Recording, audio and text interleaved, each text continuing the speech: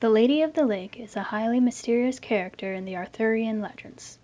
Not that much is known about her, as over the years her role has been shortened to little more than handing over the sword Excalibur. This video is a look into how the Celtic culture may have influenced the Lady of the Lake. I am mostly going to be using the mythos from the area of Wales, as that is where many of the first mentions of Arthur and his knights come from. And with that, a disclaimer. I will do my best in pronouncing the foreign words. Also, there are several different adaptations out there, so I won't be able to look at them all. Really only the most notable and influential ones. The Lady of the Lake made her debut in the Vulgate cycle, in which her name is Ninian, written by unknown authors in the 13th century. The Vulgate cycle has many parts to it, mainly focused on Lancelot, Merlin, and the Holy Grail quest.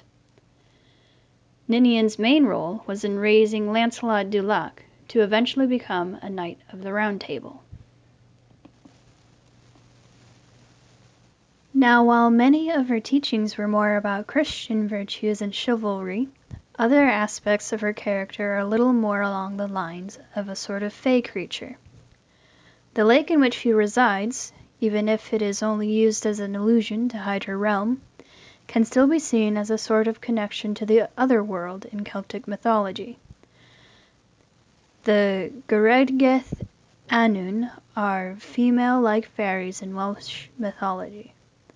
They're often said to dwell in the Welsh otherland, Annwn, its entrances being mounds in the ground or lakes. Annwn is even said to be a version of Avalon, though her otherworldly tendencies extend further than just where she lives. One thing fairies are known for doing in mythology is kidnapping children, replacing them with one of their own, called a changeling.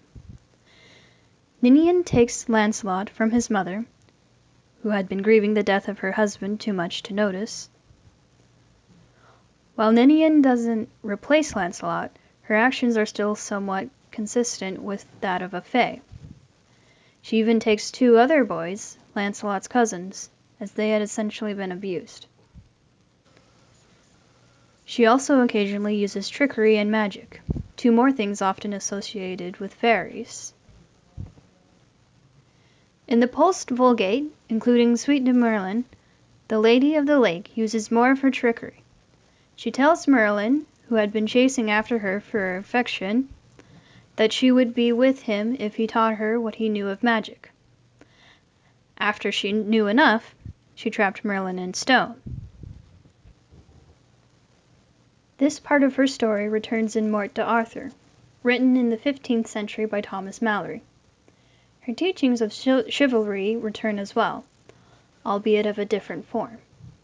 She also takes over as magical advisor to Arthur after trapping Merlin. Some form of this version of her story often shows up in various later adaptations to a certain degree, such as T.H. White's The Once and Future King, where she traps Merlin in a cave, and The Mists of Avalon. But she always has somewhat fae-like qualities in her unnatural powers and place of her dwelling. The lady's role in later narratives has often been distilled down to just handing off the sword Excalibur to Arthur, or whatever following reincarnation/worthy one. However, she occasionally does have a little more to do. In The Mists of Avalon, by Marion Zimmer Bradley, the Lady of the Lake is more of a role taken on by successors. Their role is as a high priestess, a powerful political leader of the pagan religion who dwells in Avalon, the pagan religion being heavily influenced by Celtic religion. In the BBC television show Merlin, Nimue, one of the lady's many names, is used for a high priestess of the old religion, who is the main villain of the first season. Beyond her name and position, though, not much else is similar. However, later on, the series introduces Freya, who is a druid that becomes the Lady of the Lake after being killed.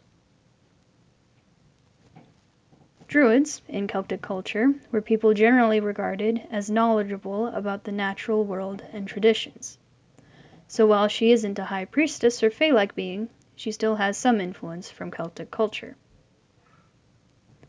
The Lady of the Lake has had many versions, but she always had some connection to Celtic culture, whether as a fae-like being, high priestess, or druid.